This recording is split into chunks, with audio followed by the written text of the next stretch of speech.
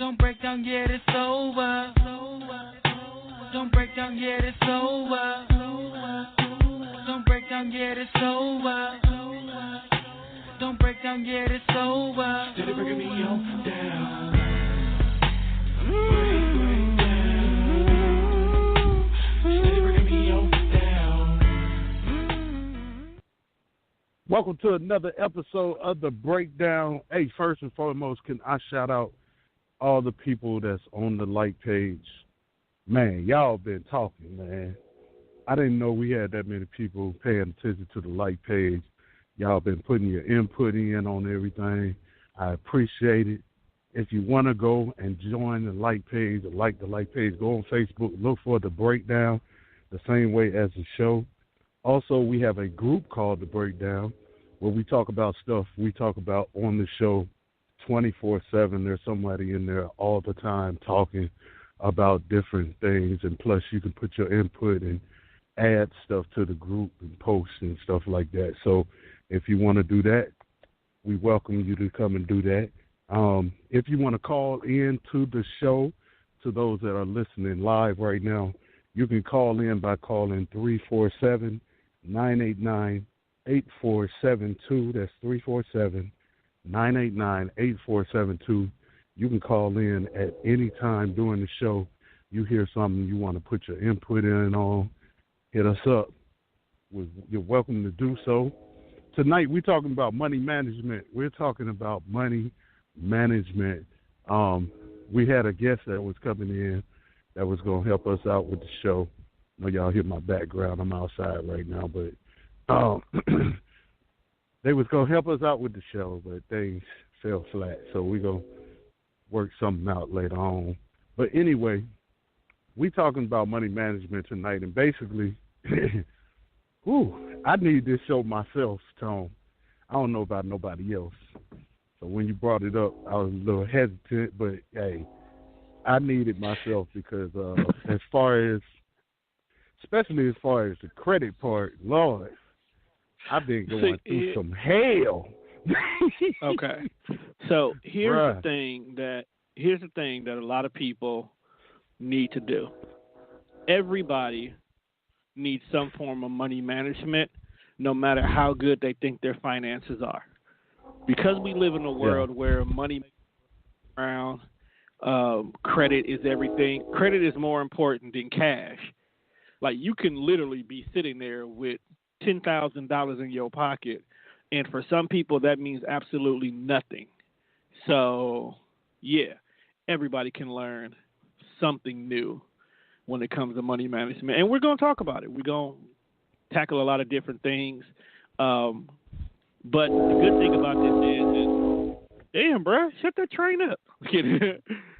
I'm trying to mute myself, but every time I mute myself and then unmute myself, it starts blowing again.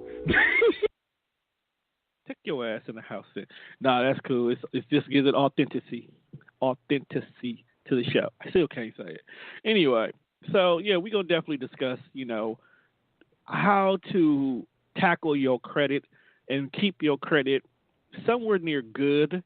Because the thing about it is, a lot of people don't actually know that credit repairs you can do on your own. You don't need to hire these credit agencies. You don't need these repair services. And this is not taking a shot at any out there that's doing it.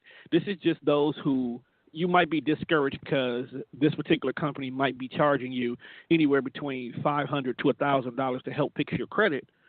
When in actuality, if you just take the time and put a little effort into it, you can do it yourself with that same $500 or $1,000 they're asking from you just to get the party started. Story time with Tone. I have always had an uphill battle when it came to financial stability. Okay?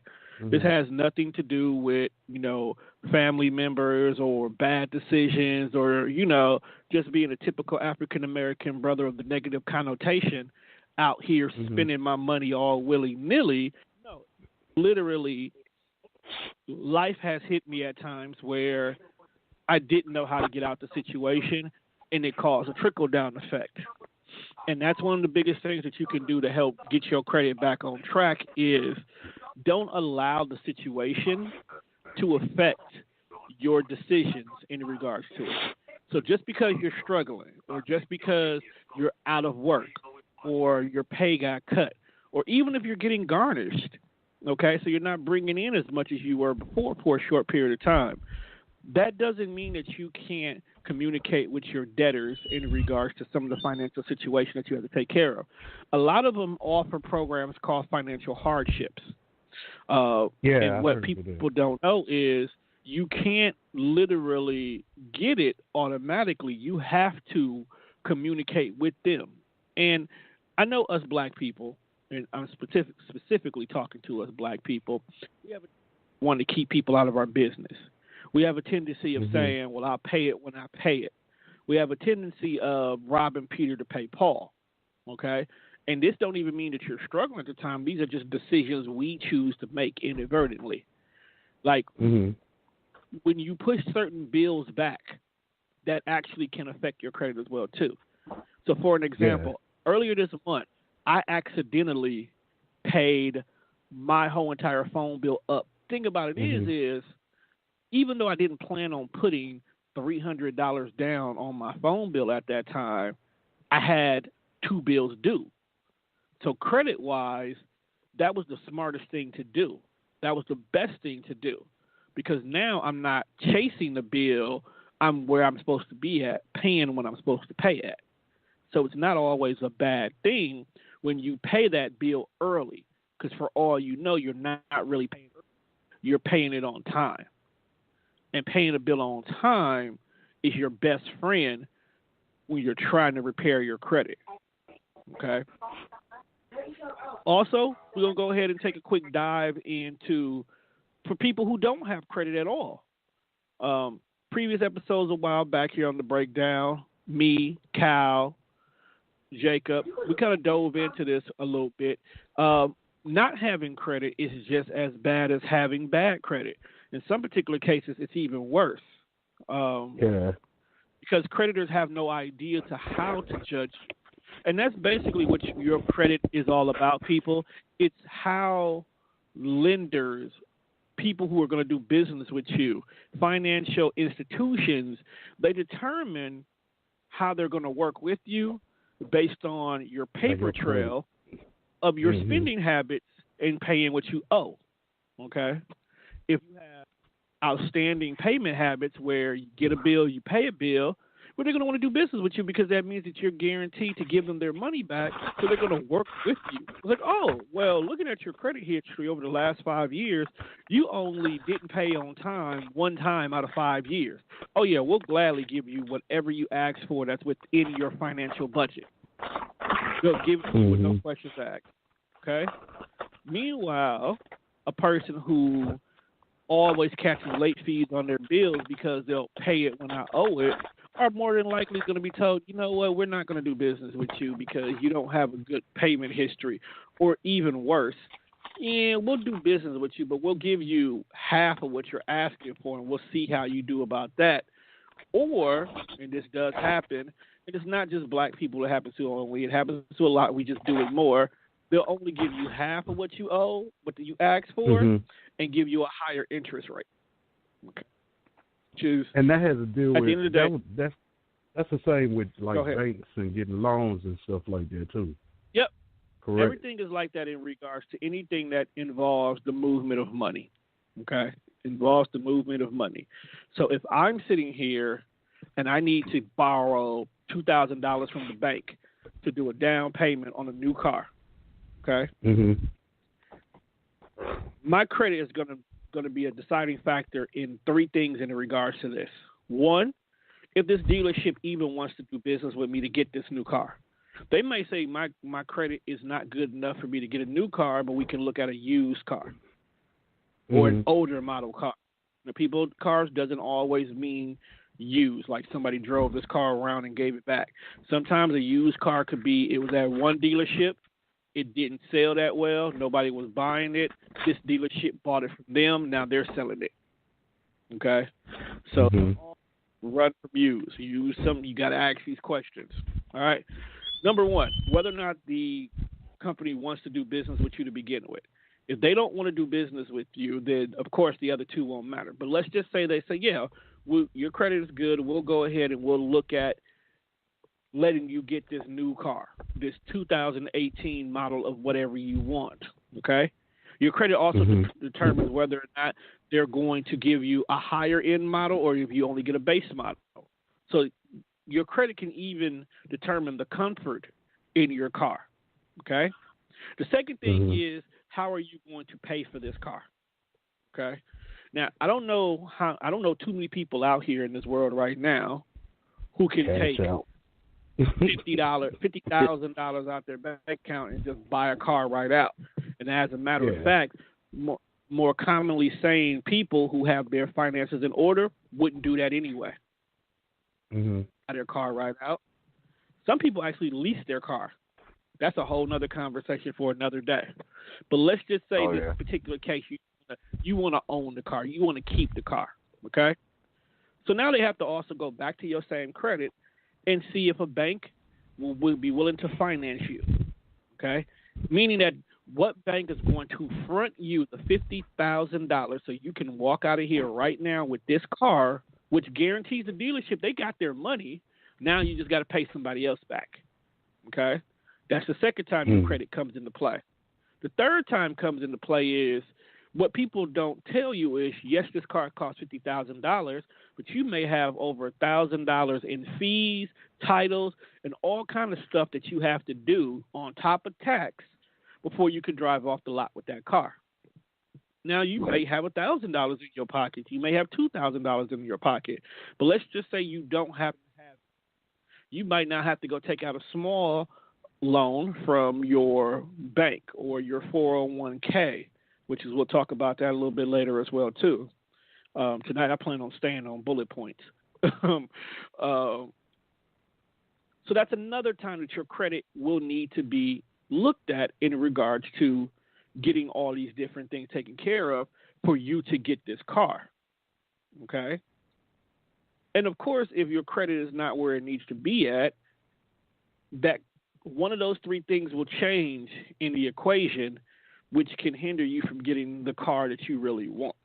All right? That's a lot of talking. I'm not going to do all the conversation tonight. Of course, Jacob is definitely communicate with us as well, too. But I also have Mr. Kyle Williams in the building with us tonight as well, too. What's going on, Kyle? Okay, Kyle must be ran off. All right. So no, I'm here, brother. I'm here. Oh, my bad. Either you muted or you done ran off somewhere. All right. So we got Mr. Kyle Williams in the building with us as well tonight. So he's going to go ahead and go over some of these different things with us as well, too, because he, too, just like me, work in an institution where financial stability is a must. Awesome. So, Kyle, to get things kind of started tonight, go ahead and give the listeners a little bit of rundown of what is credit in general, like the actual concept of it, and ways you can get it established. Okay, no problem. Well, in a lot of ways, credit is more important than money. Like I like to tell people all the time. Like, I mean, a lot of people think, oh well, I have the money, so I can get it. Yes, that is true. You have the money, but you can have the money and not have the credit score and may not get what you want or may have to pay more down payment or get a higher rate because your credit score is not the best or not good at all. So I like to tell people that, credit first, money second, because you don't necessarily even have to have a large amount of money in your account. But if your credit score is I believe it's 680 now. It used to be 650, but I did like 680 now or above, and you can get anything you want and put not have much to put down and still walk out, as a satisfied customer. So, as we know, there is there's TransUnion, there's Equifax, and there is TransUnion, Equifax, and Tone, help me. What's the third one? Experian. There we go. Experian. All right. Those are the three. Credit. Go ahead. Sorry. No. Go ahead. Oh, those are the three credit bureaus who, judge you on your credit. So one of the most important things, like Tone was saying, piggybacking off of that, is making your payments on time. Making your payments on time, making at least the minimum. Those are like the two most important things: making it on time and making at least the minimum. Late payments will hurt you drastically. Like, as soon as you're late, your credit score is going down. So you always want to make sure, you're making that on time and you make it at least the minimum payment. A lot of times, revolving credit is very good. Now, revolving credit goes into like credit cards. That's revolving credit. That shows very good on your credit score. And sometimes, some people feel, just jumping ahead a little bit, talking about like credit cards. A lot of people, sometimes I have a client that say like, oh, well, I have 4 credit cards, but I only really use 2 of them. I'm thinking about closing the other 2. That's a negative. That will reflect negatively on your credit. Because revolving credit is always good, even if you don't use the credit card all the time. Just showing that you have that credit line available for you, that's a plus on your credit score. And the longer you keep the card for, the more valuable, the more higher your credit score will go up, because the more valuable that card is. Like, let's say if you got a card when you was like 18 years old and now you're 35, that is great on your credit score. It shows you had that credit line for over 20 years, over 15 years, so it shows that you maintain that, or whatever. You built it up from 300 to 500 to 800 to now 2,000.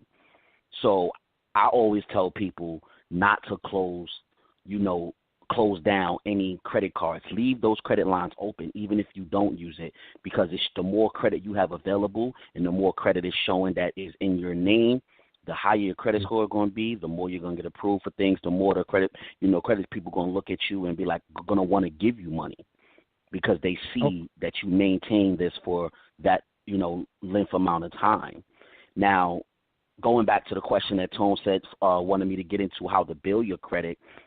For those who don't have any form of credit at all, which is not a good thing, like Tone was saying, that's actually worse in some cases than having bad credit, because they don't know how to judge you. So you're just count that out the hard way. Yeah, you're like you're basically like in limbo. You know what I'm saying? So it's like you'll have a hard time getting a kid's Gap card. It's like like you ain't got no credit. It's like, and then like they match it with your age. So it's like, okay, the way they look at it is by the time you in your early 20s, you should have some form of credit. You should be done, have bad credit, good credit, okay credit. Now, if you hit in your 30s and you don't have no credit at all, red flag, red alert. They want to know why. Why not? That's not a good thing, actually. You're supposed to start building your credit in your 20s. That's what you really are supposed to be doing. We tend to run away from credit and, oh, no, I don't want to. Oh, no, I'm not getting no credit card. Everything cash. But that's not really good going into adulthood and trying to build. You're supposed to learn how to maintain your credit. Don't be afraid of it. And if you got bad credit, there's so many programs and different things out there that help you get your credit back on track. The longer you push it to the side, the longer you're going to have bad credit, the longer it's going to be, you're going to be judged as having bad credit. It just makes things worse. But once again, I know I'm rambling off. Going back to how to build your credit, what I like to recommend to clients a lot, I tell them start with store cards. Store cards, something like Macy's, Old Navy, things like that. Store cards. A lot of times when you're trying to build your credit, you'll get approved for a store card very quickly when you're trying to build it and you're new to it, because a store card will be more lenient with giving a new person who doesn't really have credit a card, because a lot of times their balances is low. They'll start you off with like $200, $300, but you can get one of those. Start with store cards, and then after a store card, go move up to the next level. You don't have to jump straight to a credit card. Get something like a secure card. A secure card is one of the greatest things as far as establishing credit and for people that have messed up credit and trying to rebuild credit. Like, I know there's a lot of banks that took them away, but in realizing how valuable it was, a lot of them starting to bring it back. You know, some never took it away. They're still out there, but secure cards is very excellent in establishing your credit and also rebuilding your credit. What a secure card is your money, secured money. And it's secured because it's your money that you are giving your financial institution to extend a credit line for the amount of money that you give them. A lot of times they won't let you start it with nothing less than $300. So let's just use let's use that number. You give your financial institution $300. They then take that $300 and extend you a credit line for $300. Now, some financial institutions, depending on who, they'll also take that $300 and they'll also attach a CD to that credit line. So you'll have a secure card plus a CD attached to that credit card, and your CD will build interest off of that $300. So as you're establishing your credit, Cal, before we go any further, okay. When you say CD, now we're not talking about the Biggie Smalls Greatest Hits CD here, are we? So what? No, and I'm doing this for a reason. Yeah, I'm doing this for a reason. You're right. What? Oh when my you say gosh! CD, what is a CD for those who don't have financial knowledge like me and you? Okay, all right. For those who don't know what a CD is a certificate of deposit. Now, what that is it's kind of like back in the day, like how a bond used to be, like a savings bond, where you buy it and it builds value.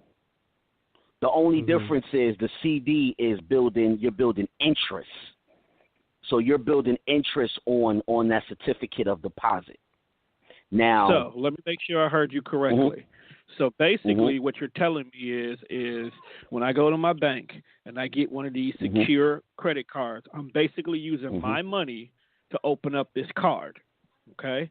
Then you turn around and then let's say they take $200 and put it on my credit card. They take $100 and put in this this savings account I can never use. Okay. The question is I want to do that then, since I'm using my own money to establish the credit card, and all you're doing is taking my $100 and not allowing me to use it until a set date. Why can't I do that myself? Well, you can do that as far as yourself putting that same $100 in your checking account, but you will not build as much interest on your dollar amount as you will putting it into a CD. Okay.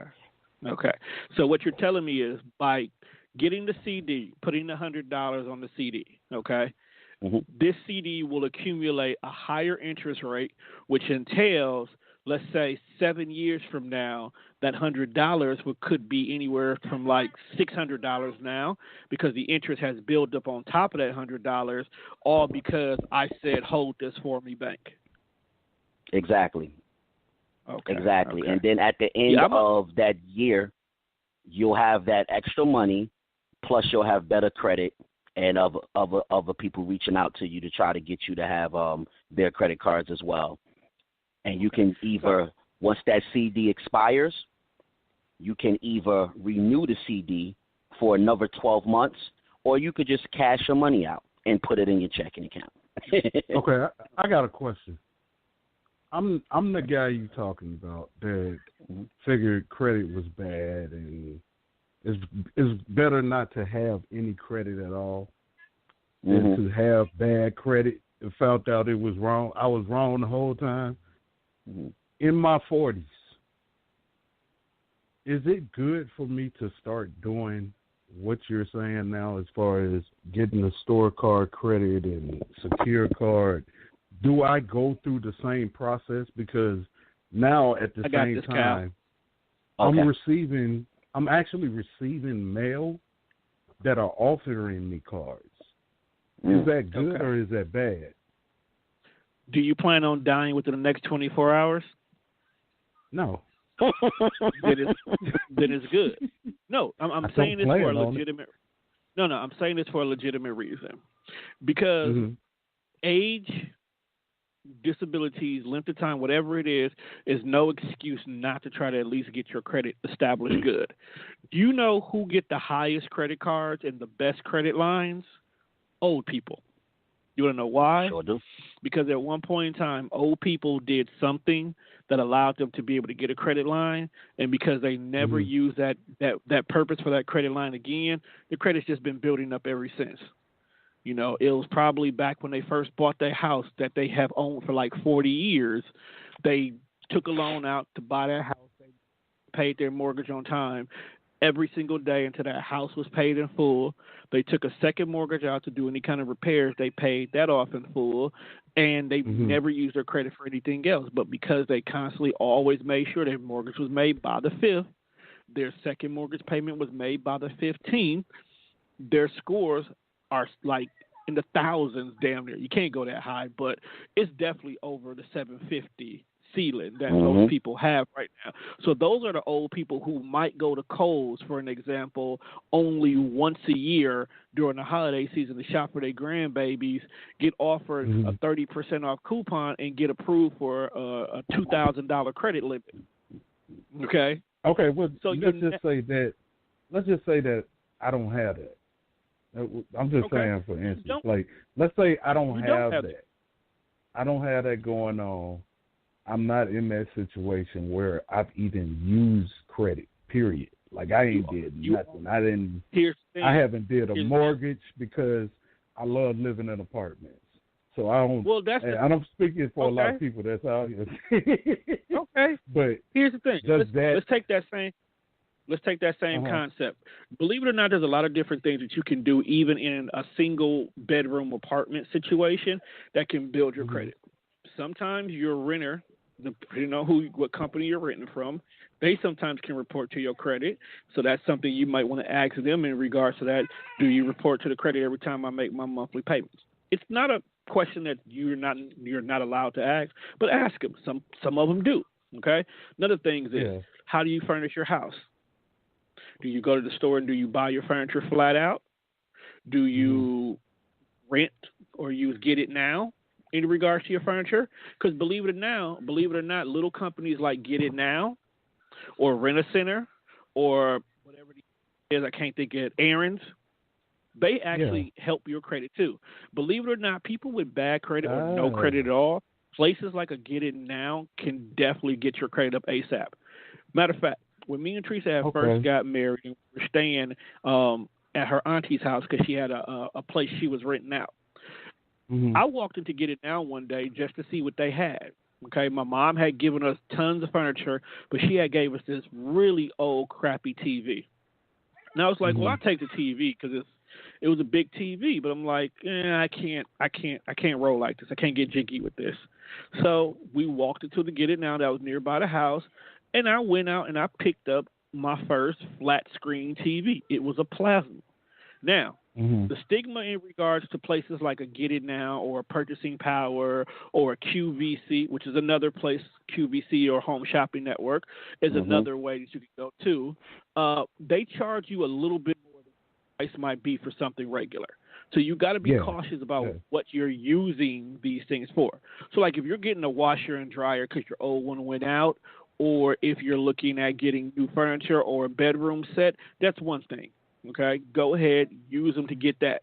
Don't go in there and try to get a PlayStation through Get It Now, because the $250 version of PlayStation gonna run you about $600. Okay, right. If you do that. But the thing about it is they report every month. If you got split payments, single payments, you pay every week. They report every single time you pay them. Okay? So if your due date is every Friday of the month, every Friday you go in there, you get reported to the credit bureau. When I tell you, this is before I actually even cared about my credit. When I tell you my credit score jumped up $150, 150 points, and I wasn't even done paying off. Do you know I was highly upset? My mom, when she found out I was using Get It Now, and went and paid off my bill for me. To this day, me and my mom still have this argument when I do certain kinds of loans. No, we do. If I do certain kind of loans, she would be like, "Why are you doing that? You're paying too much. You're doing too much." Like, no, there's a reason I'm doing this. And I try to explain the reason to her, but she doesn't see it from my point of view, because just like you, Jacob, she grew up in a time era where we don't use credit. If you can't pay for it with cash, then you don't. You don't get it. Exactly. It wasn't until she was not as mobile as she used to be that she started getting into QVC and started getting into Home Shopping Network, because what these places would do is to offset the cost being higher, bundle smaller accessories. And let's make certain accessories will cost you next to nothing. For an example, that headset that you're doing your show with right now, that headset could have costed anywhere between $20 to $80 when you go to a store to try to buy that headset. But to make that headset, a headset might have cost $3 to make. So now if I want to turn around and let's say you're going to get your laptop through QVC, for an example, since you're talking about getting one to do the show. QVC might say, hey, this laptop will cost you $800. So you go online and you go to look up for that laptop, and you go to see all the specs on the laptop and can it do what I need to do, and you're finding out that laptop is being sold in cash for $529. So you're like, I'm not going to pay y'all no $800 for a laptop when all I got to do is get my money together and I can buy that same one for $500. Out the store, the mistake we make is, remember, you're not buying that laptop because you're trying to build up your credit. So you're going to pay that extra $300 to get that boost in your score. And to sweeten the deal, the person you're getting the laptop from, they might throw in headsets. They might throw in carrying case. They might throw in a book bag. They might throw in 2 years of antivirus. Those things add up on cost, too, that you don't get when you buy the $500 laptop. Antivirus software can cost you anywhere between $60 to $100 just for 1 year. It sure could. That's right. So if I'm going to read a 5 years worth in there, or even better, I'm going to give you 1 year, but you can put it on 5 devices. Well, they're going to get $300 right there. I don't have to go looking for a bag. I don't have to look for a mouse. I don't have to look for the headset to do my show with. It's all bundled there. So, yeah, I'll do the $800. Then in 6 months, you paid your laptop off, but more importantly, you didn't break your pocket at that moment. Now, you got the laptop you need right now. You're not saving up for the money. You're making your payments every month for 5 months straight of, let's say, $100 or $150, whatever it's going to be in this scenario. 6 months later, you done already started your own business with the laptop you bought, so dropping $150 mean nothing. Whereas because you couldn't start the business because you didn't have the means you needed to, you might have been scraping for 3 months to get that $500, and guess what? That laptop is now gone. So you got to look at it. Like, there's a lot of different ways you can still do it, even in your situation. Home mortgages, car notes, things like that are like big-time purchases that everybody strives to have in one shape or form, but you can start small. You can go to QVC and get something small off of QVC and pay it on time. You can apply for a credit card online for Fingerhut. Fingerhut loves working with people. I heard that too. Start off with a small. I had 3 Fingerhut accounts. Order some candles or something and pay them candles off every month. Just these are little things that can build you up. Like you said, even what's the name? Even places like because you said QVC, even places like Rent-A-Center and Aaron's, they report as well. Yeah, they do. That's why I use Get They It Now. report as well. Get It Now is what we have. But yeah, everybody that does any kind of extended option or purchasing power option reports to your credit. Okay, they report to your credit. Hell, if you get lucky and you get one of these places that lets you do these payment options and they do payroll deduction, you just hit gold. Because it's going to pay your payment will always be guaranteed to be taken out your account because as long as you work, it's getting paid for. So you don't have to remember report every single time you make your payment. So you're winning. Okay, you're in a great position in regards to that because they're guaranteed to get their money as long as you work. If you happen to lose your job, they'll send you a letter saying, "Hey, let's work out a payment option for you." They'll still work with you in regards to getting it taken care of. So don't knock some of these options. As black people, we've been taught that having credit is bad. Meanwhile, in these suburban schools, there's business classes being taught how to utilize your credit. Okay? So let's just pay attention to the narrative here. This is where African Americans need to change their narrative. And if you want to compete in white America, you got to figure out how white America is getting their money. Do you know that some of the richest people are in debt? Most of America I didn't know none of that until times went hard, and I said, "Well, shoot, I ain't got no credit. Ain't nothing wrong with that. Let me go see if I can get me a car." And shit. You got hit with one of the highest interest rates. They will work with you, but even the little interest rate. What is them things? The I don't know if they use cars or whatever, but they help you as far as smaller payments. Oh, the pay now. Stuff. They have their own car lots. I it's can't like think preferred of what they finance. call.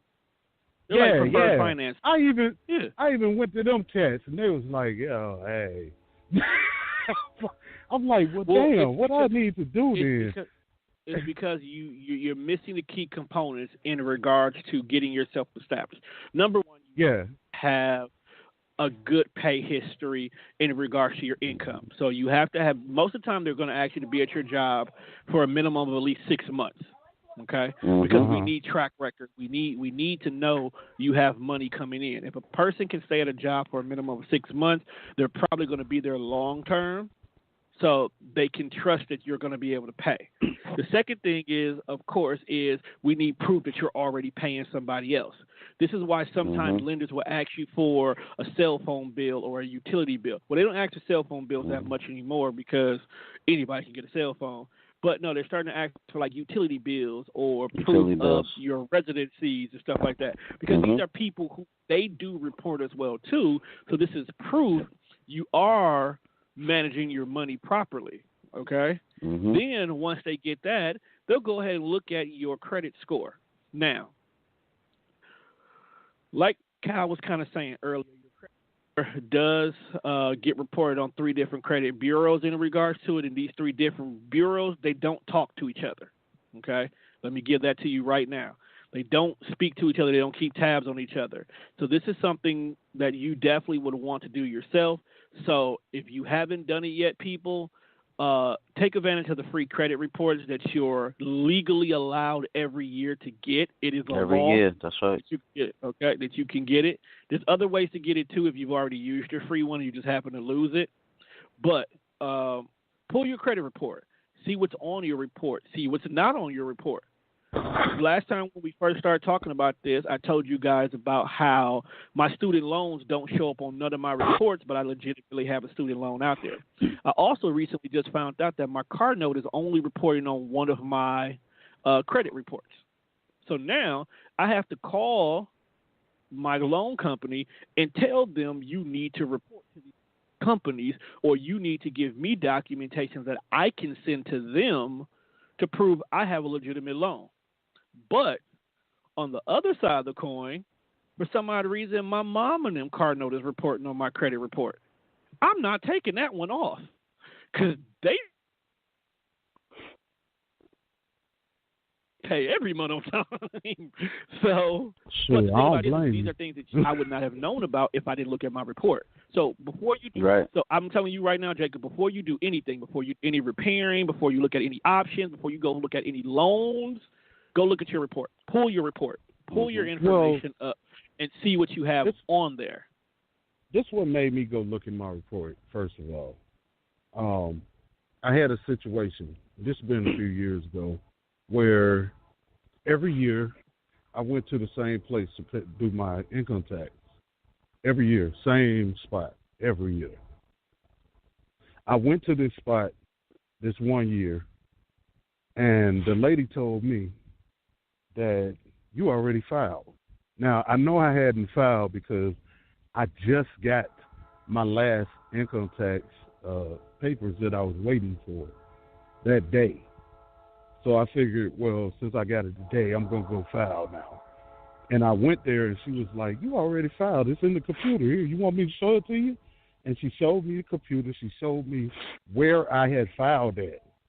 And this was actually in a whole completely different state and city than I was living in at the time. Come to find out, when I went and checked my credit, I had all kind of stuff on my credit, like apartments. I had phones. I had, you name it, it was on my credit. And I was all like, right. What is going on? What is the deal? Now, I did some research, and I had them, they was like, you need to go home. You need to call the police out to your house. We'll do a documentation that way. That's what the lady at the income tax told me.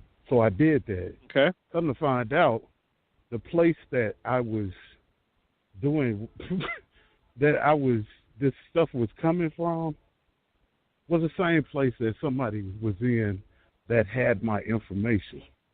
I'm saying this to help other people because I know I ain't the only one going through this. Yep, and I was getting ready to touch. I was going to touch on that. This is where my actual job, what I do right now for a living, comes into place at. Mm-hmm.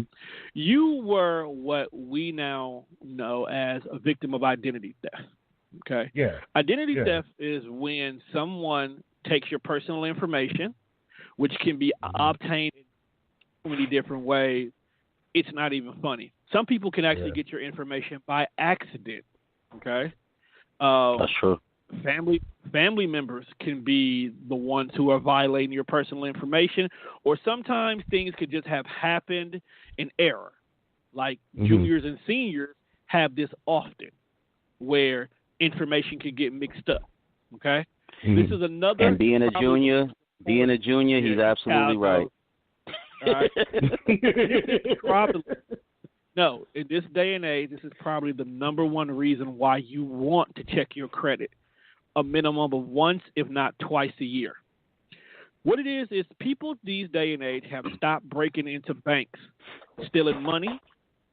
They have gone to the route of just stealing your identity and gladly walking up to an ATM machine with your information and using it.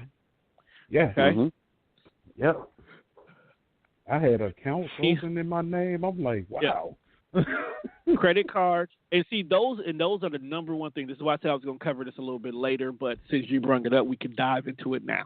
Oh, okay. The number two, outside of trying to establish your own, see, I didn't give you my layout, so you would have known this, but I do have something I will send you that's going to help you fix your credit down. Okay. No, I'm dead serious. I got something for you. What it is ID theft makes it easier for a person to pretend that they are you. By pretending that they are you, they can go ahead and do all kinds of online shopping or financial transactions, or in your particular case, getting themselves their own residency. ID theft is so prominent now that there are things that are being done on a day-to-day basis that we think is normal. All right? Like, for an example, that one friend of yours who say they can hook you up on people, they're actually doing ID theft. Okay?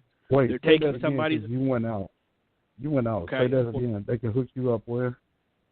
For people who say they can hook you up with free cable, are actually doing identity theft. Okay, what's happening is that they're creating an account based off of somebody else's information, either an old customer or someone deceased, and they just haven't been removed out the system yet, and establishing connection in your place. Because credit reporting works on a 30-day cycle. 30 days is like a warning or a late fee. 60 days is your first ding on your report. 90 days is a severity report. 120 days is usually disconnection notices or termination of services. Anything past 120 is usually you're in serious debt and collecting involved at some point in time. What happens is until that 90-day mark comes up, don't even get notified of where your services is hooked up at outside of what's on the bill. When it gets to the collection agency point, now we have to look for Martha Green, who your cable happens to be in. Okay? Mm-hmm. Martha Green might be a white woman in Maryland, but you're down in Georgia or Alabama. They're not putting two and two together until they have to put two and two together. So you unwillingly have just become a victim of identity theft. Okay? And you didn't even know. Somebody just said, hey, we'll hook you up with cable. All right? That's one form of identity theft. Another form is an account takeover. Okay? What an account takeover is, they don't change none of your information. Okay? They just want your account information to get the perks of your account. Okay? Let's use my job for an example. I am a fraud specialist for a Fortune 500 company. Our company rewards our customers for shopping with us. You shop with us so much, we'll give you so much money to spend towards anything you want to with us. We don't do it in a point system per se. We'll actually give you physical dollar amount that can be accounted for to you. So you get an actual coupon with a set dollar amount on it. Okay? Now, the way you generate these coupons is if you spend so much money. You spend $50, you get a $10 coupon. So they'll go online and go into your information, and little Martha Green, who happens to have a $2,000 credit limit, they will go online and they will buy $2,000 worth of $50 gift cards for multiple companies. Okay? Third-party companies that they're referred to. Okay? Now, for every $50 gift card Martha just got done getting, she now just received almost $300 in company cash. Okay? They can get the coupon. Okay? They can go to their actual regular account now and spend this coupon as if they just walked in there with a $300 check that can be spent on anything. Okay? They just got over on Martha twice because they got gift cards that can't be traced back to them. And they just got all of Martha's little money. So our job is to go ahead and verify everything happened and basically get Martha right. It is up to Martha to bring the police involved if Martha wants them to pay what they owe. In so many words. People do. So you don't know these things if you don't check your credit. You don't turn on the alert features that are offered. Because banks, credit cards, financial institutions, stores, they offer alerts when transactions are not being done according to how you normally shop, or even just every single thing you do. I have a customer who every time they make a purchase, they have to tell us a password before we can do any more business with them. And see, that's what I had to do. I had to do the same thing because I had to shut down all of my bureau stuff, all the stuff that y'all was talking about earlier. I had to close all of that, and they sent me a password to use, even with the bank, because I had money coming out of my bank account, and I didn't know where it was going. Yeah, you have what they call a fraud blocker on your account or on your personal information. Okay? So what that means is anytime something happens, comes to finances for you, you will always get notified from it. Emails, phone calls, something is going to blow you up to let you know something happened. For some customers, it gets it gets annoying. They get tired of it. They eventually take it off. Other customers will not do business without that option. I love it. Within the course of a couple of years ago, one of the three big major credit bureau companies, Experian, had a major financial breach. Okay, Major. what that means was over 60,000 customers all had their personal information stolen. Now, whether or not that they were able to use this information, but because they actually broke directly into the company's database, it had to get addressed ASAP. Okay? One of the things that they did was they gave free fraud blockers for anybody who called in. Whether you were one of the 60,000 or not, you got a year free fraud blocker. Okay? It's definitely something I suggest for people who do a lot with their credit, or even people who just don't know what's going on. If your bank offers it, take it. Take it. Yeah. Okay. I got fraud blockers on everything. Like anytime they offer any account I open, let me get the fraud. I got that on everything because it's just like Tone's saying, man. It's so easy for it to be done, and it's a 1-2, and sometimes you might have to go online and fill something out or whatever, for your bank or whatever, to approve, the fraud stuff. But it's just a couple of steps to do that, but it's harder to get that shit, to get all that stuff straightened out once somebody had, really, messed with your identity. So it's just, I'll definitely. See, I want to tell y'all how people steal fraud stuff, but because we're a radio station, it's going to be an accessory to a crime, because all of a sudden it's like, hey, I didn't know I could do that. Next thing you know it, folks' information gets stolen left and right.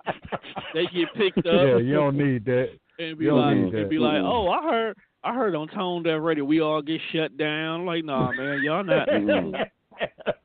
Yeah, I ain't about to mess with that. Y'all ain't gonna stop my blessings. That's right. Oh, real talk.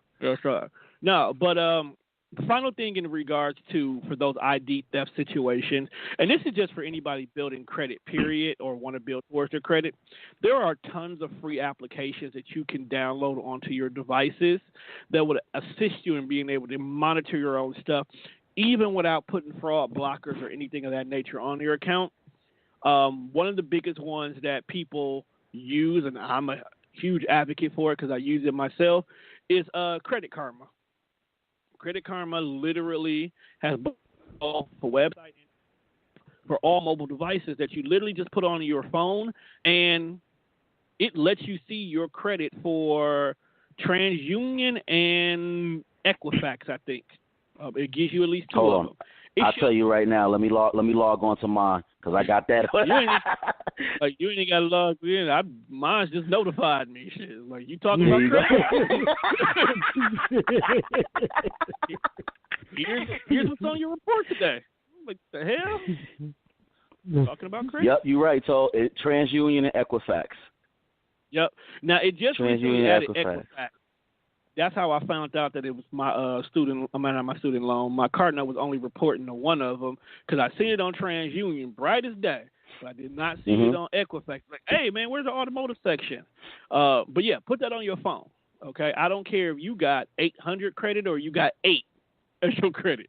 Put it on your phone and put it on your phone now because it's your blueprint. It's your outline to what you need to do to move forward. For an example, credit is actually broke up into 4 categories.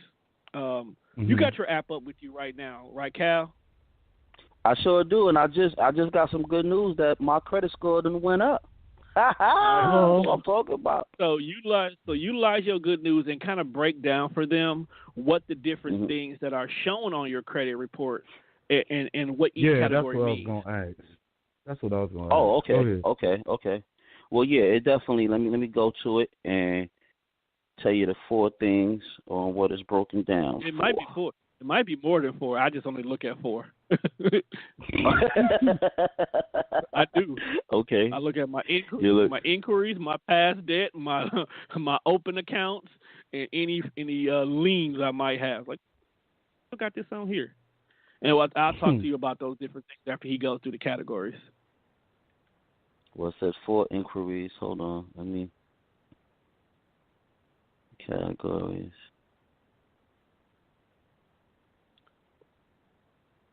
This is good. I'm taking all kind of notes. Nah, definitely. Shoot. That's why we doing this, man. We don't just have That's fun. right. We also educate. Definitely. That's right. That's Jesus right. loves it. Oh, shit. Hold on, Tone. I'm a little lost on where to go to find it. If you want to call in while he's looking for that right now. Yeah, right. You want to get on? I'm a little lost. You want to get on? If you want to get on air, press 1 so you can be heard. Feel free to ask any questions. We cover multiple different topics. Matter of fact, where my phone at? I'll pull up mine because I know what mine look like. Okay. All you got to do to call in is call 347-989-8472. That's 347-989-8472. If I you even got have a questions section you on want my to phone ask. called finances. I got a section called finances, so I know what's going on. That's right. No, seriously, I organized my phone accordingly, and my Okay. score went up too. Good shit. It's not good, You know what I'm but it saying? went up. So when you're looking at your credit score, your credit score is when you look at your credit score is actually broken into 4 different sections. Section number 1, which is usually the home page of when you're paying attention to your credit and whatnot, is your accounts.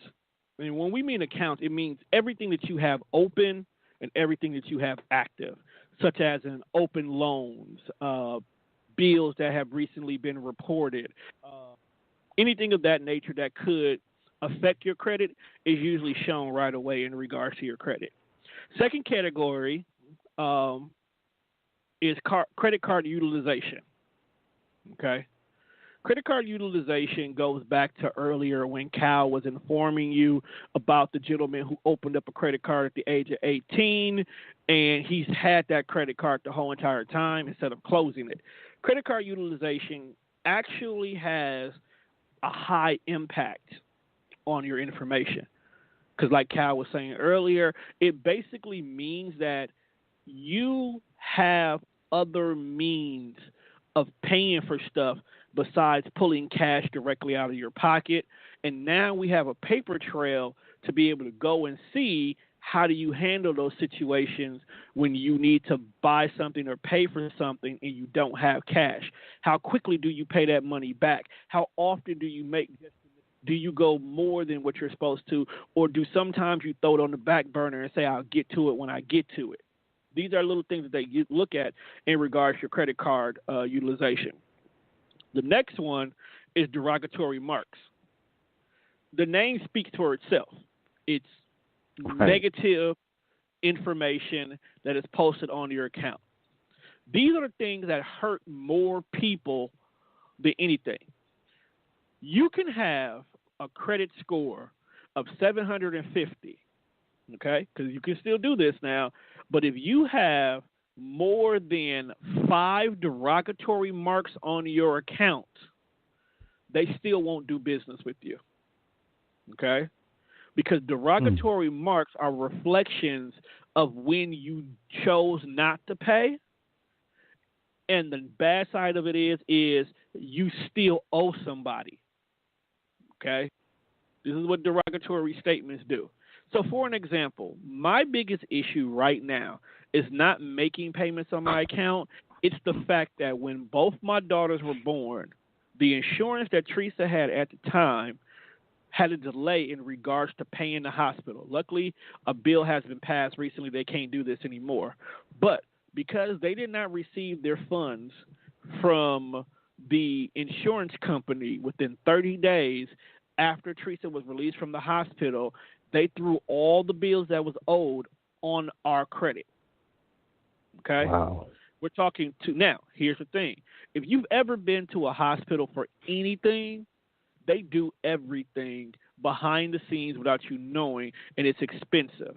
So in so many words, for Lily and TT being born together totaled about $3,000 worth of negative debt that was put on my account. Now, this is the part that pisses me off.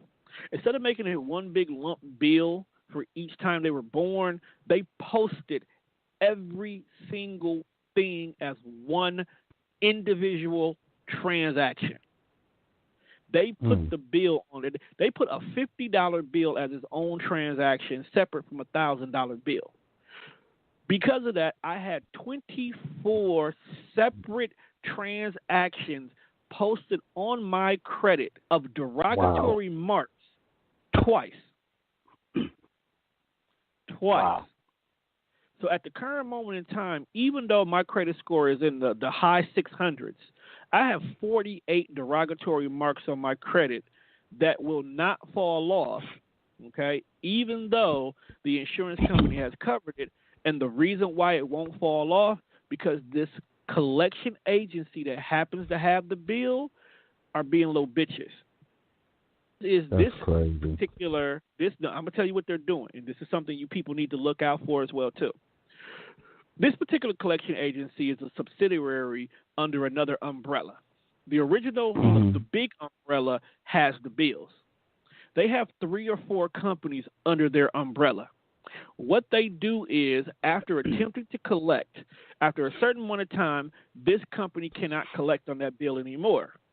What they do is they move it between the 3 different companies under them, and they report every single time. They give me a ding every single time it gets moved to a new agency. It's under the same roof. Oh, wow. But they keep shifting it. It's kind of like saying, all of y'all are under Tone Deaf Radio. You have my account, then Cal gets my account, and then Juan gets my account, and then Juan gives it back to you. Every time they do this, and it keeps dinging me. So even though I'm getting maybe 50 points every 3 months on my credit score, they're taking 40 of them doing this tactic. Now, here's the thing.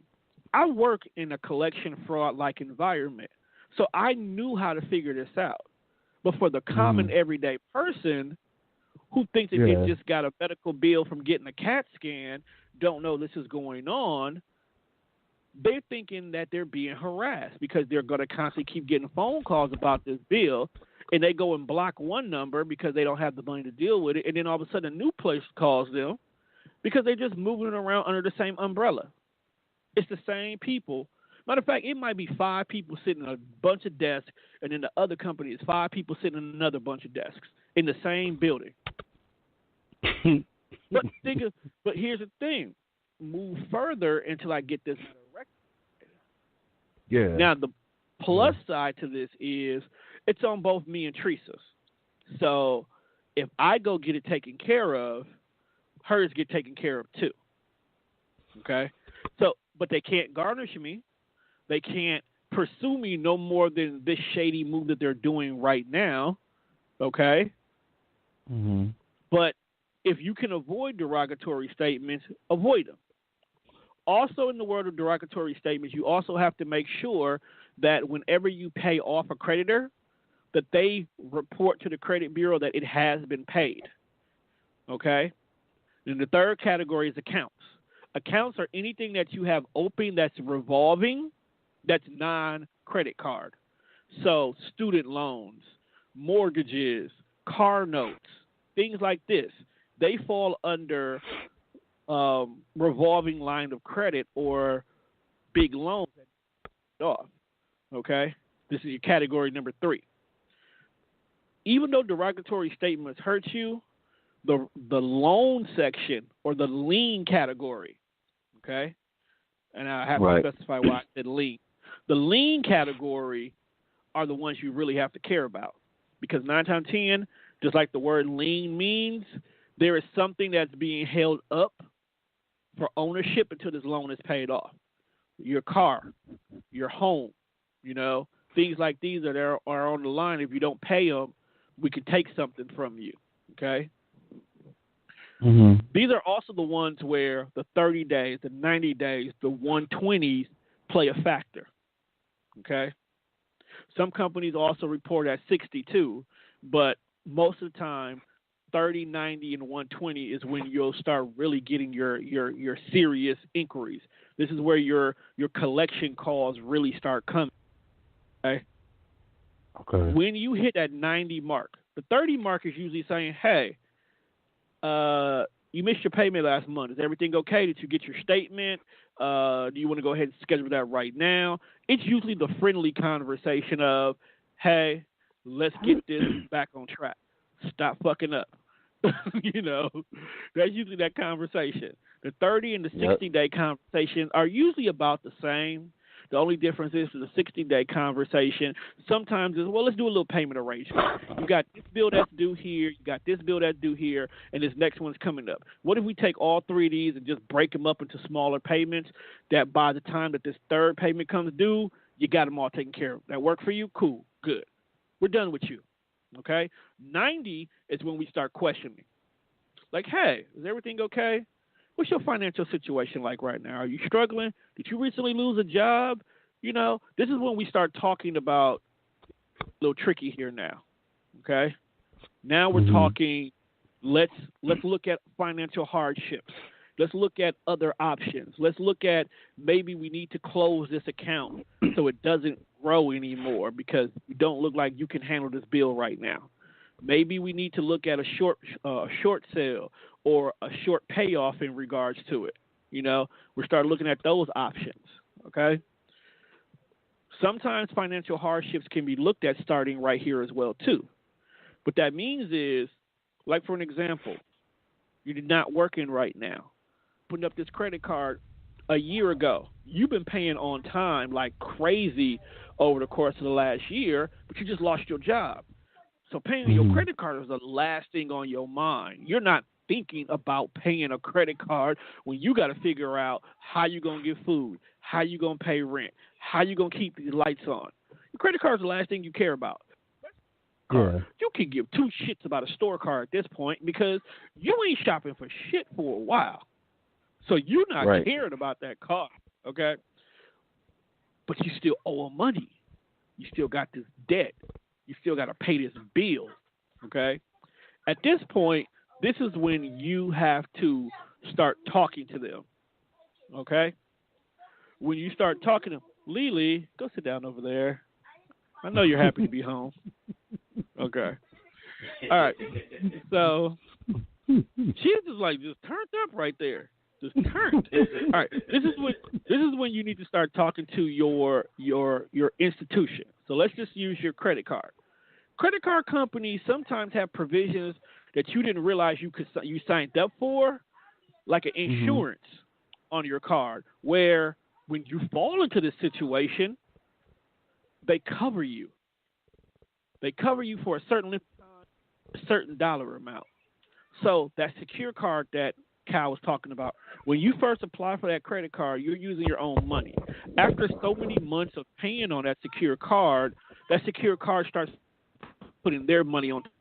So now your $300 credit card, because your $200 went on to it, has now been increased to a $600 credit card. But at that same time, they're giving you the option to put insurance on it. Now, you might get charged $1, $2, $3 a month for this insurance, but what this insurance does for you, that is, if you lose your job, they'll pay the balance off for you. Or they'll suspend payments for 6 months. It's all at the discretion of what the card holder wants to do with their insurance. Okay? Okay, a question was asked too, Tom.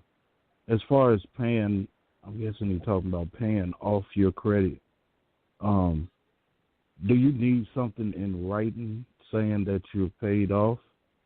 Is it a good idea to get something in writing? A letter of satisfaction. When you pay that off, you request for a letter of satisfaction. Some people will give it to you automatically. Always request for it, period. Because what you need that for is your own record. Okay? Sometimes, like what we said earlier, things don't disappear on your credit. That letter of satisfaction is the proof that you need to let your credit card, let the creditors, so Experience, TransUnion, Equifax, okay, TEE, as I like to call them, it's easy to remember, to let TEE know that pay for this, okay? When it comes to car notes and deeds, don't you get a title? Don't you get a deed to the house? That's the equivalent of your letter of satisfaction. because that lien gets removed off of you, that you can do whatever you want with this car or do whatever you want with this home. You do the same thing in regards to your creditor. I suggest that you always ask for 3 things: a copy of the agreement. So even if you signed up online, print that up, put it to your email, whatever it is. A copy of the agreement to whatever financial agreement you just did. So if you just borrowed $500 from an online bank because you had to get your car fixed ASAP, print up that paper that you just signed. Okay? Yep. Second thing you ask for is a bill. Okay? You want a hard copy bill for your record, because that hard copy bill will give you all the details of where your loan is at that moment, what your minimum payments are. Some bills will actually give you the amount that you can pay to avoid interest charges, okay, as well as a physical address to mail payments to. So if you want to pay that, you happen to get your taxes back and your sister lets you claim 2 of her 5 kids, and you got $4,000 back. Don't be saying that. Maybe. Uncle Sam know what it is. Watched them. Maybe you watched them for 6 months. Hey, go ahead. I'm just talking this. It takes a village to raise a child, man.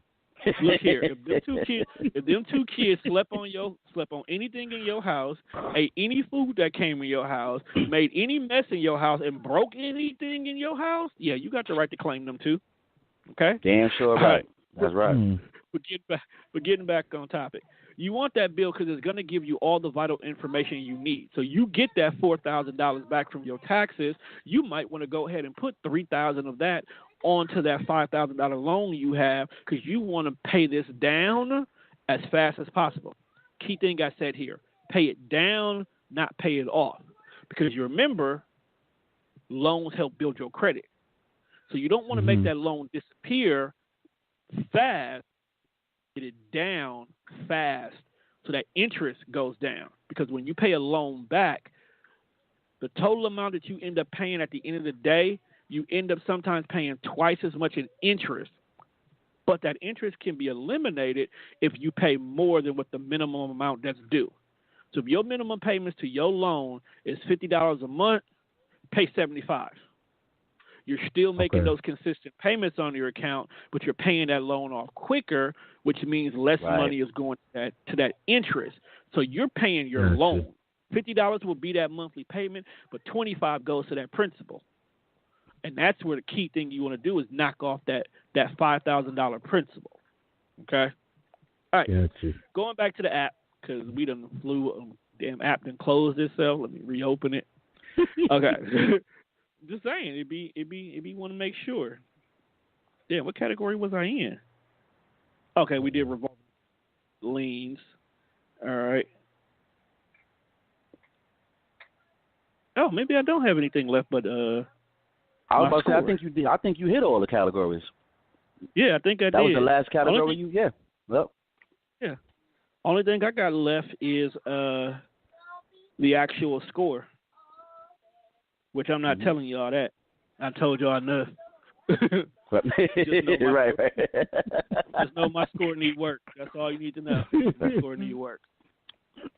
Well, I'm happy. I opened up the Credit Karma app and found out both my scores went up. So, I'm going to keep doing the things that needs to be done, and I'm also going to take some advice from this great show we have and add on to that, because, it's work. I put that work in. Got to put that work in. Can't run from it. Credit is something you can't run from. Fact. Okay, now this is the last thing.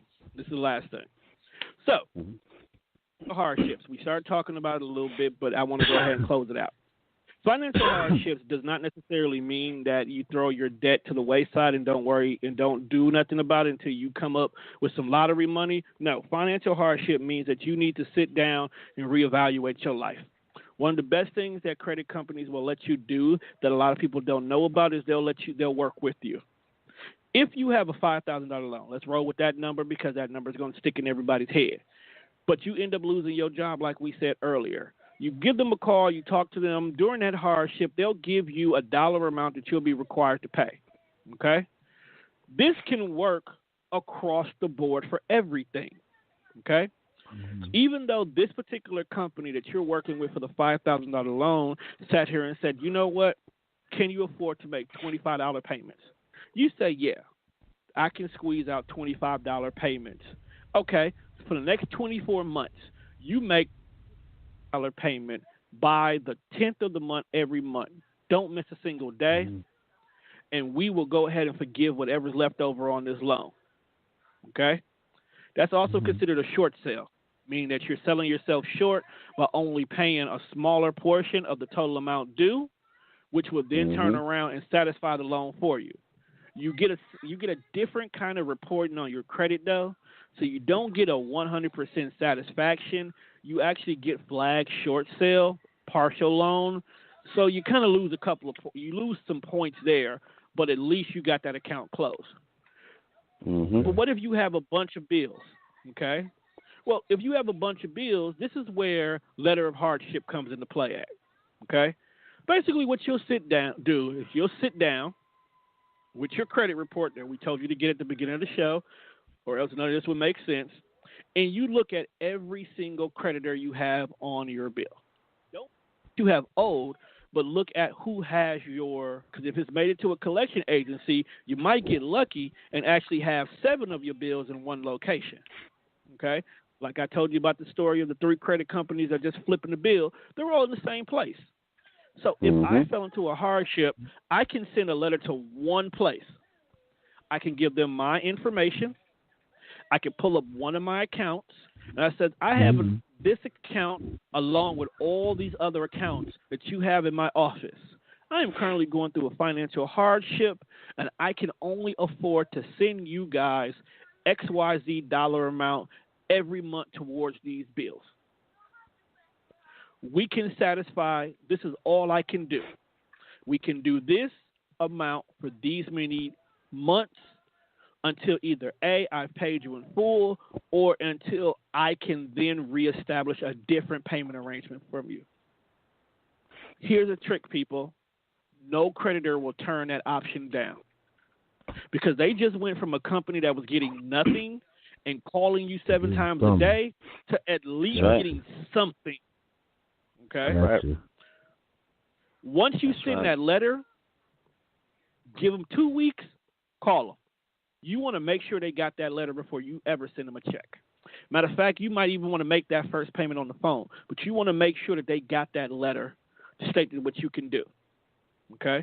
Now, of course, when you get on the phone, you always talk to the frontline collectors, so they're going to want to throw out all kind of other different things. They're going to ask you things. Don't get offended, people, when you call a collection or call a person back. It's their job to ask you, can you pay this in full? Just laugh, chuckle a little bit. No, I can't pay that in full. Or you can even be that one rude person, like, I'm going to cut you off right there, sweetheart. I ain't got no money. I ain't got no job. I mailed the letter. I can only do XYZ dollar amount in regard to this. What types of hardship programs do you offer me? Or you can find a happy medium between the two. I prefer a happy medium in between the two. It's just a nice thing to do. Just a nice thing to do. All right? But send that letter of hardship out there. Get that out there.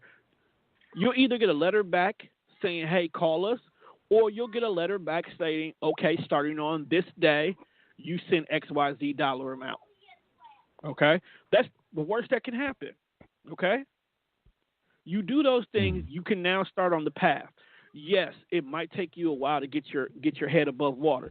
But if you don't have a job at that time, or you're barely bringing in enough money to cover everything, you're doing something towards that. It's not building your credit up as fast as it would if you were working, but it's at least putting a tourniquet on the bleeding. Okay?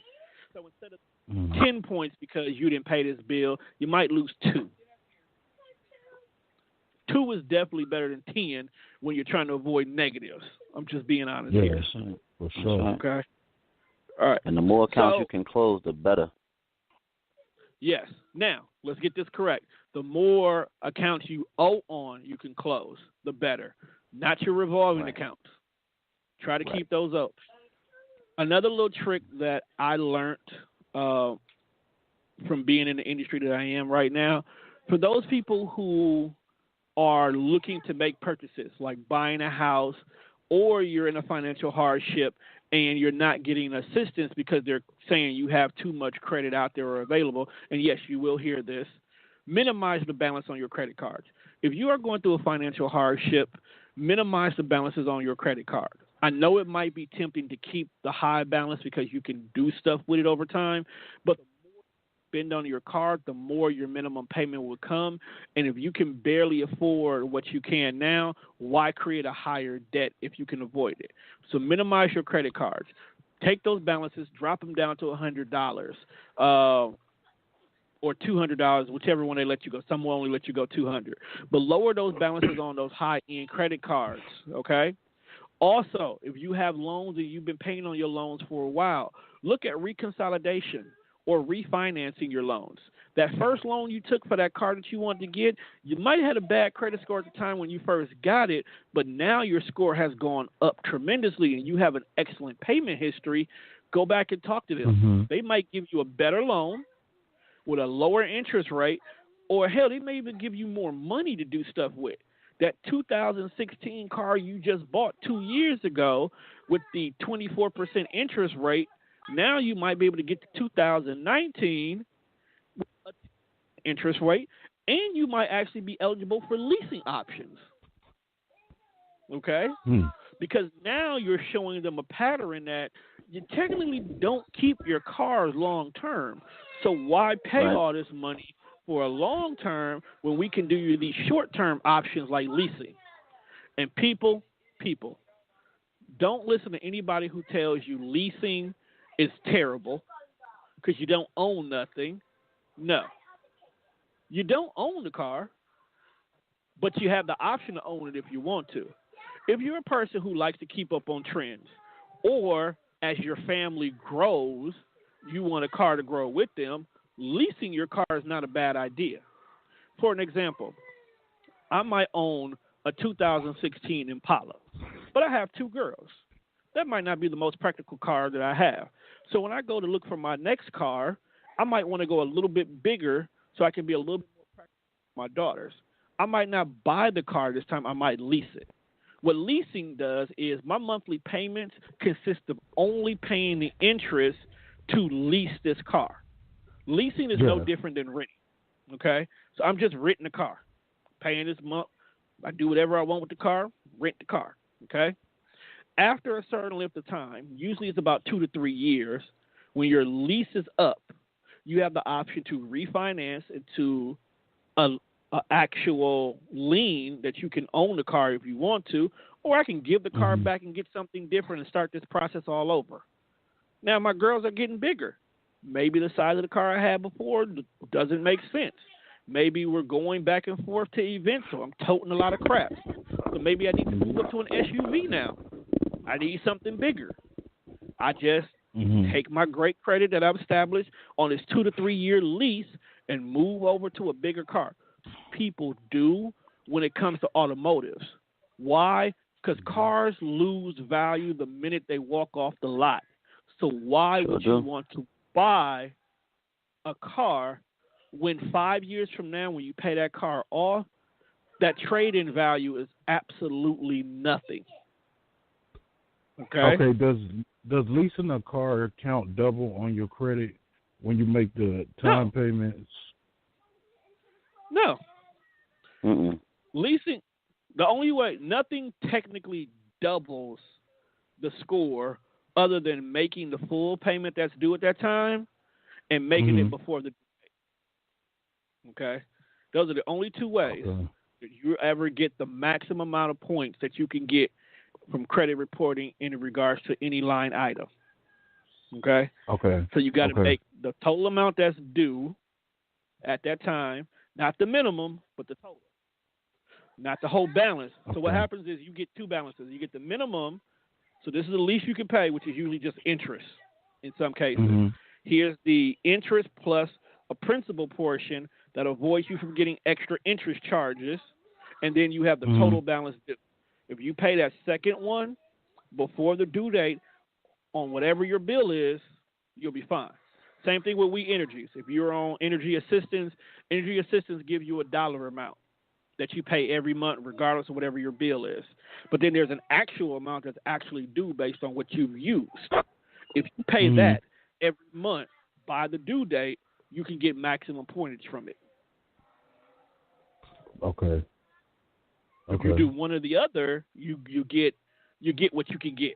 Okay, it can vary based on the reporting of the company that's doing the reporting, but you'll get something. If you don't do both, either one of those, it with a penalty. You want to avoid penalties as much as possible. And the crazy part is penalties hit you at full blast. So if you made your payment of the total amount due on the 6th and the due date was the 5th, you get some of your points back. So the penalty will hit you with 10, but because you made a payment, you got 5 points, so you only got hit with -5 because you was late. Whereas if you would have paid the total balance 2 days before, you would have got 10. So it's weird like that. And for some odd reason, it's like government is set up that we want you to not be able to get something more so than to get something, because we want to be able to separate the rich from the poor. And your credit score and your credit reporting and how you manage your credit money is how they do that. Okay. Basically. And then your skin color. And then comes your skin color. Because the black and your black and white is easy. I don't even have to see you to know I don't want to do business with you. So we could eliminate tons of people because their credit score is under 680. We ain't got to talk to you. We ain't got to offer you nothing. That's right. At that point in time, that don't matter. You can be black, white, Asian, Polynesian. It don't matter. It don't matter. Man, this is good info, man.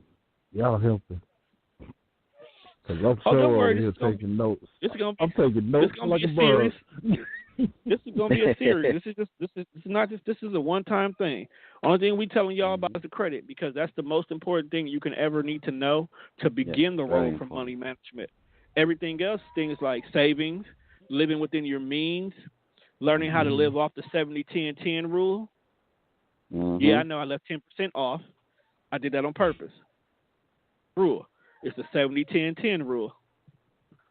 Okay? Like, so this is going to be something regular on Tone Deaf Radio. So we'll all, because like I said, the school systems are not teaching our kids anything about money anymore. So we got to do it ourselves. So we're going to create a series.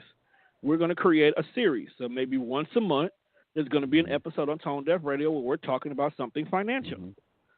That's right. The next one that I just opened up bank accounts for my kids. Like I already had my own, like when they was young, but now they just recently got their own debit cards, and teaching them, already. Yeah, teaching them. You got two kids that are trying.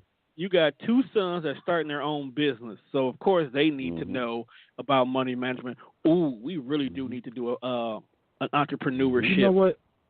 Since you brought I was thinking that, Tone. I was definitely thinking that the youth, like passing the torch. The youth that's starting their own businesses and stuff. Yep. I'll do that in June. Cal, I asked both of y'all. Since Cal brought that up, what is the best time to open an account for your child? And as soon as they're born.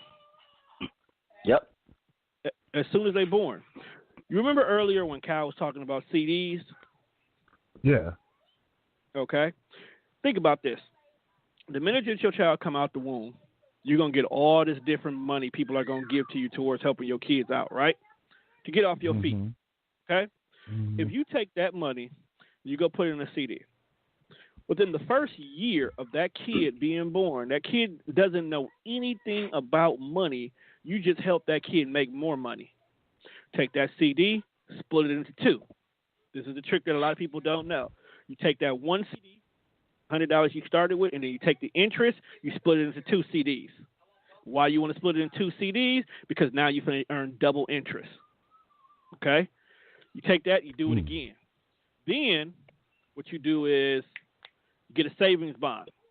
Take that original $100, Take what you earned off the interest from that $100 and take the interest you earned off the second CD, you throw it in a savings bond. Savings bond on a 10-year spin, okay? What that means is for 10 years, you will not touch this money. For 10 years, whatever you just put into that savings bond, it's not a savings bond, it's something else, and I can't think right now. It will do nothing but collect interest. Banks love when people do CDs and bonds and all these different things. You want to know why? Because you just told the bank, here's my money. Do what you want with it. Help who you want. Pay what you need to. But in 10 years, I'm going to come back and get what's owed to me. And I'm charging interest when I get it. Banks will gladly take your money and do that. What you're doing now is you're actually setting up a future for your kid. So for those people who are out here trying to nickel and dime and do everything possible to save money to help for their kids' college tuition, get that thought out your mind. Because first of all, your kid might not go to college. Okay? That might just not be the path for them. They might want to open up their own business instead. Take that money and invest it in something else. Okay? Don't be afraid to play with stocks either, people. You just got to pick safe stocks. There's some stocks that are just risky, but those are those high reward, high risk ones. But then there's other ones that are safe, common ones you can just buy small little investments in, little money, because you know they're not going to go nowhere. That's also a good option to do there too. Okay, we'll talk stocks and bonds one of these days. I want to get a legitimate specialist in here because I need to do my homework a little bit too. But me too. These are all different ways you can take that money and you can make that money make more money. Rich people, let me change the narrative. Wealthy people live off the interest of the money that they make. They make already. Yep. Okay. Now let me say that one more time so you can understand what I said. They live off the interest of the money that they made.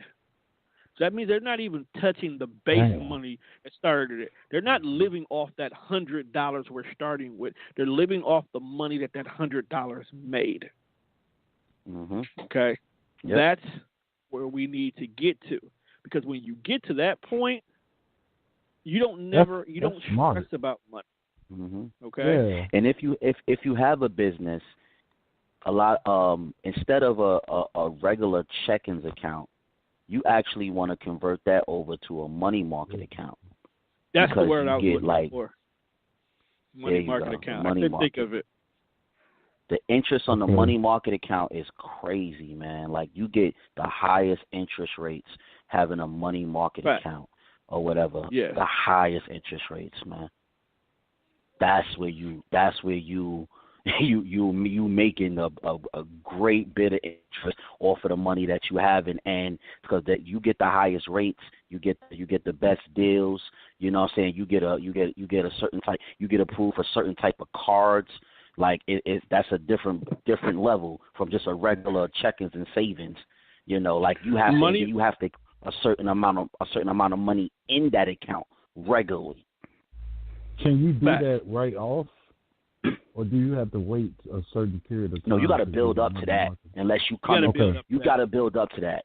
Unless you come into the branch with about 10,000, they won't even You know what I'm saying? You come into the bank with like $10,000, they're not thinking about no savings and check-ins. They're gonna refer you to the money market account. They're gonna sit you down, talk about some stock options, like Tone said, CDs. That's a different type of customer. Right. Okay. That's where your black cards come from and stuff like that.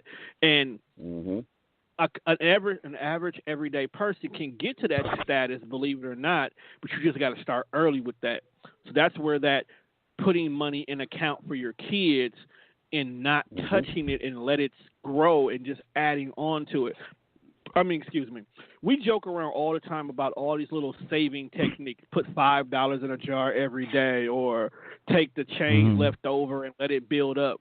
Those things add up if you really stick to it. Like there was the one where if you add $1 more a day on top of what you've been adding, by the end of the year, you will have almost like $8,000, $9,000. Now, of course, we ain't got that kind of money to be laying around, because if a bill come up and we got $600 sitting in the jar for no reason, we going to take money out the jar to pay the bill. That's just what we going to do. But if you can minimize the need to touch the pot by putting it in CDs or putting it in a second savings account that has no direct connection to your bank account, or putting it in an account that only can be accessed by one or two people, or even creating a bank account with the kids' names on it and taking their money and putting it in that bank account, and they can't touch some of that until they turn 18, you're putting them in a better position. That's what, and I hate to say white people, but this is what financially smart people do. They set their kids' future up for them without the kids even knowing it's being set. Okay? So just because we're living check to check, and let's say my check might only be, $1,000, that doesn't mean I shouldn't take $50 out of it and put it to the side for the girls. If I would have thought about this when me and Teresa first got married and did that throughout the whole marriage, when the girls finally got here, there would have been no struggles. There would have been no issues. But I didn't have the proper knowledge, and more importantly, I didn't have the proper discipline. Okay, that's the key thing. That's technically probably the number one thing about money management is discipline. You gotta check yourself on a lot of stuff. Just because the new J's came out, don't mean you need to get them. Save up a little bit. You can go on Nike.com and custom make you a pair.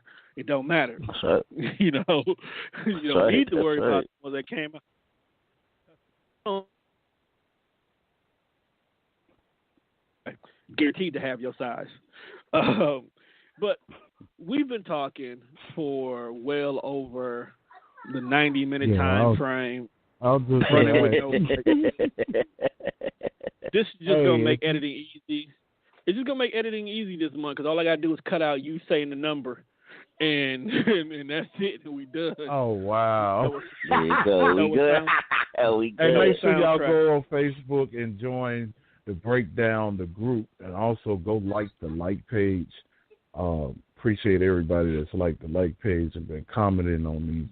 We're going to talk about a bunch of this stuff on the page and in the group, too. I'm going to put some posts in there. So Cal and Tone will probably be adding y'all. Y'all ain't already in there.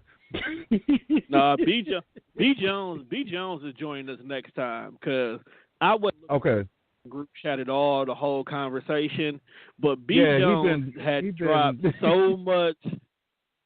Yeah. He has. Well, Tone, we got another question.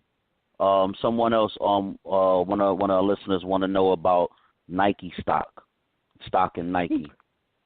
All right, so I know who said that, because basically what it was. So here's the story. I first learned about stock and stock options and dealing in high school. In my economics class, because I was an economics AP, we participated in something called the stock market game. That's when they gave us fictitiously $5,000, and based on the actual real stocks that were going on in the world, so how to use it. We were like bidding, moving stocks around with this fictitious money. There was somebody that it. They treated it like it was actual currency. I personally think that somebody actually really had $5,000 and was actually investing this money. And if they won, they kept it. Because, like, if somebody gives you good tips, you're not going to be stupid not to invest in it. That's right. So, that's right. Being the fact that I went to an urban school, let's just call it that. I went to the urban school. We didn't know too much about what was going on in the real world, and we damn sure didn't know nothing about what was going on in the stock market or how it handled. Like, what's a good stock, what's a bad stock. So we did like anybody else who typically is smart would do, and we invested in what we knew. Okay? Right. And Nike was one of the first ones we seen on there. Okay? And it was hot. Okay? Now, take in consideration, this was in... Was it 93? 93, 94. Okay. What year did Jordan buy? What year did Jordan retire? The first time? Yeah, was it 94? I think that's right. You're right. Yeah, okay. I think it was like 94. So, stock market game started about that time, right? So it's about early 93, late 94. Or no, the other way around, late 93, early 94. All right, so we in there, we riding high. Jordan just got his third ring. So the world, like, please, our stocks are going. They doubling, they splitting, okay? So we making mad money off of Nike. Then all of a sudden, Jordan's pops get shot. We're like, damn, that's fucked up. Jordan talking about retiring. When I tell you the day that man said he retiring, when I ain't seen nothing drop so fast, I ain't seen nothing go down so fast. Yeah. Like you would swear off the brick from a plane. That's how fast the stocks went down at that time. Our stocks were damn near useless at one point in time because the investment or money that he was bringing in, it lost its value. And that's the trick with stocks. Like, you have to know what's bringing its value, what's making it important, what's making people like want to invest in this. My kids are just being so silly right now. Hold on one moment. I have to beat some. Somebody got to beat somebody. you know how that go, man. It happens like that sometimes. Everybody that's listening live and listening to this recording, next week we doing online relationships, long distance relationships. Are they good? Are they bad? That's the question we gonna answer next week. That's the question. Yeah. Next week. Now I got some stuff that I'm long gonna distance say. relationships. Y'all don't want to miss this show. Don't do it. I'm telling you right now. Listen to Tom. And just to answer B. Jones' question before we get out of here, you know what, Jones? At that time in real life, if I had $20 in my pocket, I would have bought in real time because it went down so bad that you know that it has no choice but to go up. So purchasing them when they're low mean that you have no choice but to make money on the back end. But unfortunately, I was on the other side of the coin. So I was when it was riding high and it dropped. What made the big issue was we had enough time to sell. I had a friend, I had a white buddy of mine that went to this upper bound program with me. The stock market game too. So that's how I was kind of learning some things. And he had gave me a tip, like, tragedy causes stocks to crash. Because I had told him about the Nike situation. And he was like, yeah, you know what? Jordan's pop died, didn't it? It's like, yeah, he got killed, in a jacket. We think it was, gambling related. It's like, dog, you need to sell. I'm like, why do I need to sell? He was like, because tragedy makes people want to walk away from doing business with anybody. So the simple fact that his dad got killed, but more so he has a gambling issue, we don't want to be associated with that. So people are going to start selling their stock. And the crazy part was I was off. I didn't go to school the next day. Like the next couple of days, I wasn't at school. And I didn't get a chance to talk to my partners to tell them sell Nike before the deadline. He was like, well, we would have all the cash to have no stocks. He was like, believe me, it's the safest way to do that. He was like, but man, what if it goes up some more, man? We've been climbing like crazy. It's like, I didn't get a chance to tell them not to sell it. And literally it crashed on us. Oh, wow. The day before it sold, and we had no money to go buy into some new stocks to at least get us above water. The good thing about it was we at least was riding high for like 14 of the 16 weeks. So we were at least in the top 25 of 150. When we cashed out, we was only at like 82. So we recovered some, but it was ugly. It was ugly.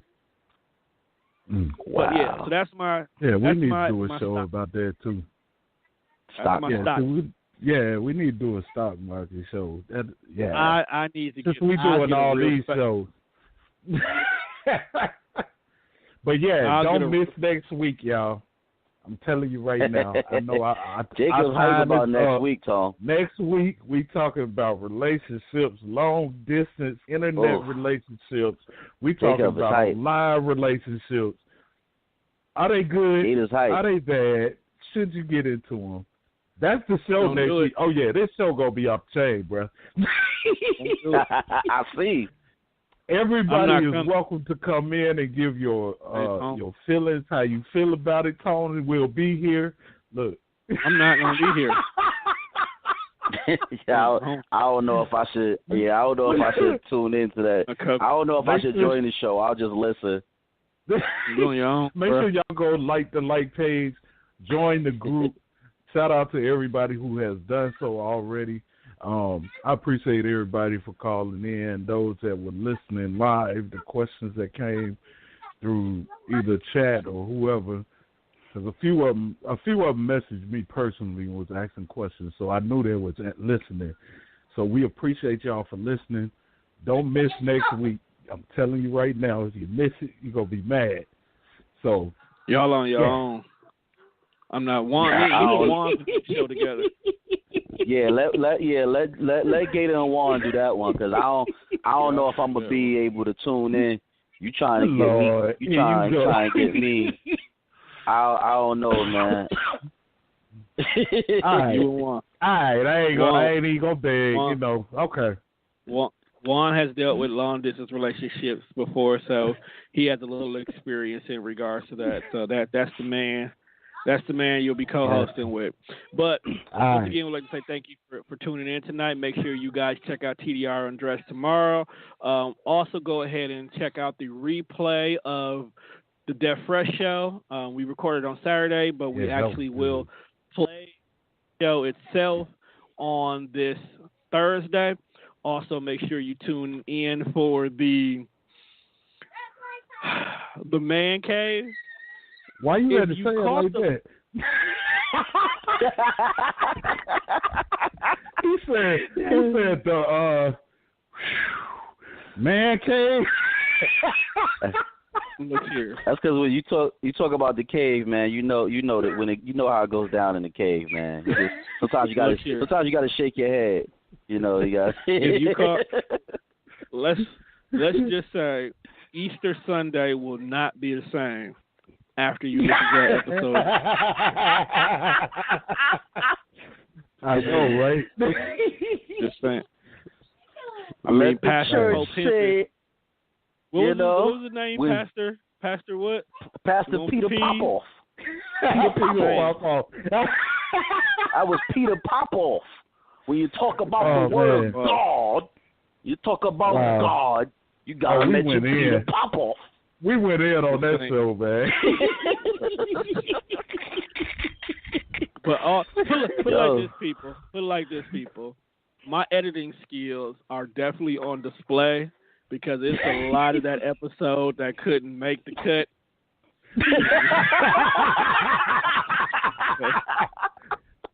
Oh, it's a lot of tragedy. If you wasn't listening live, you missed it. If you wasn't listening live, you missed it. It's on the cutting list.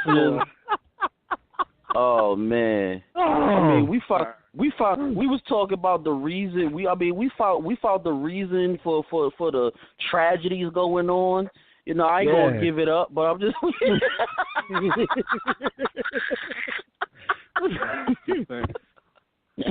Oh God! Eve didn't give up one of her ribs for this foolishness. So, with that being said, we're going to go ahead and end tonight's show like the only way we know how. My button's not working. Oh, there we go. To the end of the